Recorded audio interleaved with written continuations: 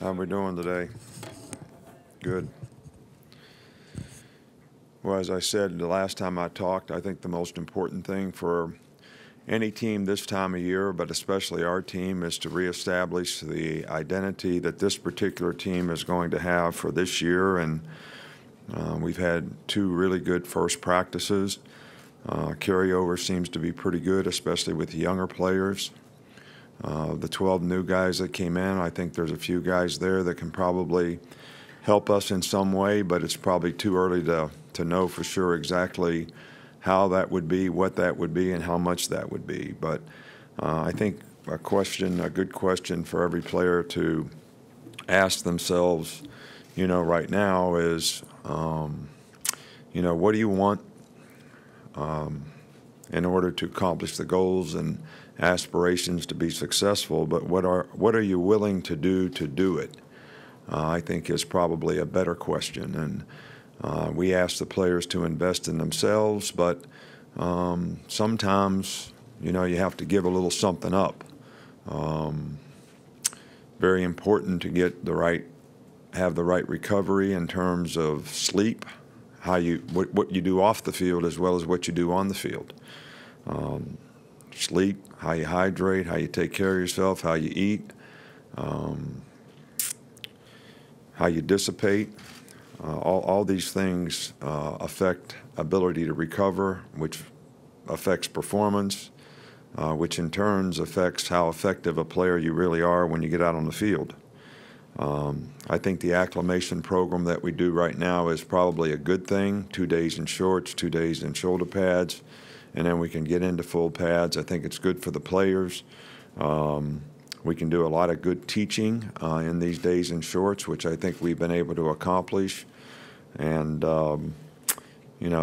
we want to make determinations as to who can play winning football relative to kind of intangibles that they play with, whether it's mental and physical toughness, whether it's ability to sustain effort, whether it's responsible to do your job, know what your job is, how to do it, why it's important to do it that way. All these things are important to being able to play winning football on a consistent basis, and that's what we're trying to focus on, to see how many guys we have on this team that can play winning football. And I think in doing that, as coaches, we don't want guys to be risk-aversive and be afraid to make mistakes. We want them to play fast, play hard, and learn from the mistakes that they make, and know that that's a good opportunity to improve. And as I said many times before, self-assessment is important. Ability to take correction is important, so that you can improve and get better. So I'm pleased with the staff chemistry, the good teachers that we have on our staff. I think it's been really good so far, and hopefully we'll be able to continue to build on that. Start over here front row with John Zener. I know it's just August 5th, but what kind of impact has Coach Dable had on the offense and Jalen especially? Well, I think Brian's done a really, really good job. He's a good teacher. I think the players have a lot of respect for him. He's very enthusiastic about what he does systematically. We've carried over a lot of things that we've done in the past, but the new additions that we made, he certainly has great teaching progression for. I think he does a great job of helping coach the other coaches so that they can do a good job of coaching the players. So specifically relative to Jalen, I think he's a very, very good quarterback coach. I think it's helped Jalen fundamentally. I think he's got a better understanding and confidence, especially in the passing game, of what he needs to do and what's expected of him. And I see a lot of improvement from that standpoint. Kind of follow up on that, Nick. When we talk to the players, they talk about how Brian is so organized and he's so businesslike. How does his approach to maybe his day-to-day operations mesh with what you want for your assistants to do? Well, I think that's exactly what we want them to do. We want to be well organized in our presentation to how we teach the players. I think conceptually that helps players understand and learn more efficiently and effectively. And, of all the people that I've ever been with, Bill Belichick probably does this as well as anybody. So for Brian to have been in that system and that organization for a long time, I think is reflected in his organization and his teaching progressions that he has for the players. Come back over here to Michael. Kind of along that same line, what's the biggest difference, I guess, from him being in the NFL, being pretty much his whole career in the NFL? What's the biggest difference when he comes back to the college game? Well, I think that there are some differences in the game.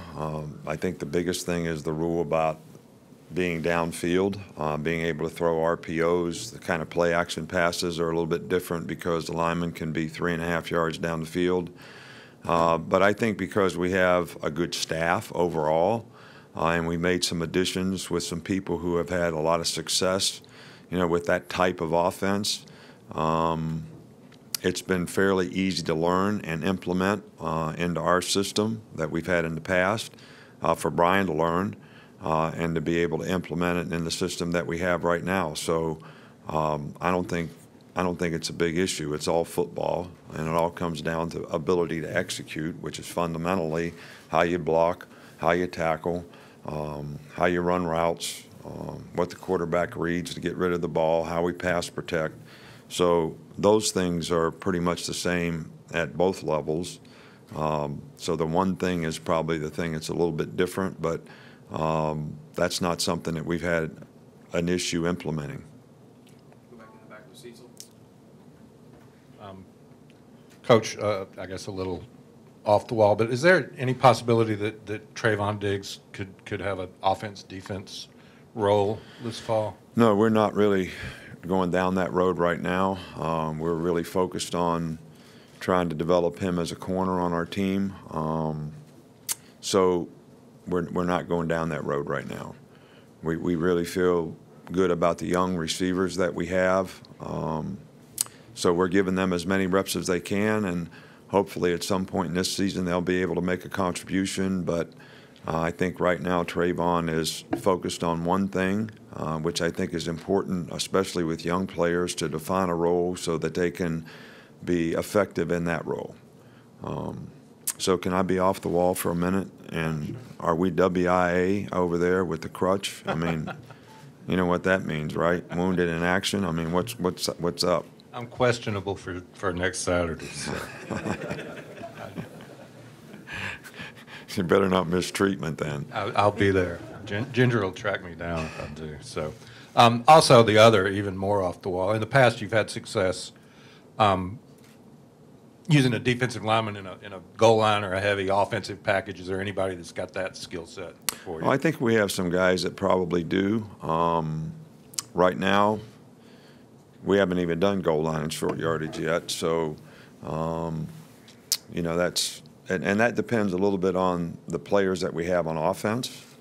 But I do think we do have a couple guys defensively that can do that. We toyed around with it a little bit in the spring, and we'll see how it goes here in the fall. One in the back with Reiner. Going back to Brian, how much do you think his defensive background as a player and also early on in his coaching career has influenced his kind of his offensive strategy? Well, I think any good offensive coach really understands defense. One of the things that I see in a lot of offensive coaches is they're very systematic in terms of what they do, but their knowledge of defense is maybe, and how they attack things. If you're playing a certain coverage on defense and you really understand how that coverage is being taught and implemented and what the keys are for the defensive players, then you have a better chance to exploit that by how you attack it with the patterns and what gives it a problem. I think that's been probably the contribution that I've been able to make to our offense is my experience of being a secondary coach for more years than I want to admit to. I can always say this is the hardest thing against that. And I think when you've been a defensive player and you have that understanding, I think that only helps you be able to do that effectively. Come back up front, Dwayne. Coach, I was sorry, Sean. Sean Dion, obviously coming in his senior year, he had the injury last year. What's the progression you've seen from him, and what kind of year do you anticipate him having? Well, he's worked really hard. I think he's doing really well. He's done very well in the 2 days of camp. I think he's confident that he's healthy. I think any player that's coming back off of an injury is going to make day-to-day progress in terms of getting back to 100%, but he's very close to that. He's got a very, very good understanding of our defense, what we do, the concepts of how we play things, and I think that's going to benefit him. But I also feel that there's some other guys at linebacker that are really making some nice progress, so the competition at that position, I think, will help everybody get better. Go second row here with Steve. Nick, I guess there are different philosophies on what kind of opponent teams like to open up with. You all have opened up with some very stout opponents in your history. What are the benefits to opening up with a really tough team, and how difficult is it to get a team ready to play a game like that right up front? Well, I think it's challenging to get your team ready to play anybody, but obviously when you play a really, really good team, they present a lot of challenges. That's why they're a good team. So that sort of goes without saying, in my opinion, that but the positive side of that is the players are more into it. They're more focused because they understand who they're playing and they have a respect for the quality of team that they're playing.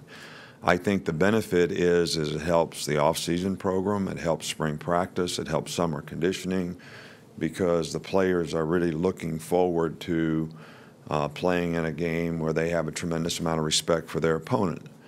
I think on the other side of it, it goes a long way to tell us as coaches and our team where we are in our progression of where we're capable of getting to, because you played a really good opponent.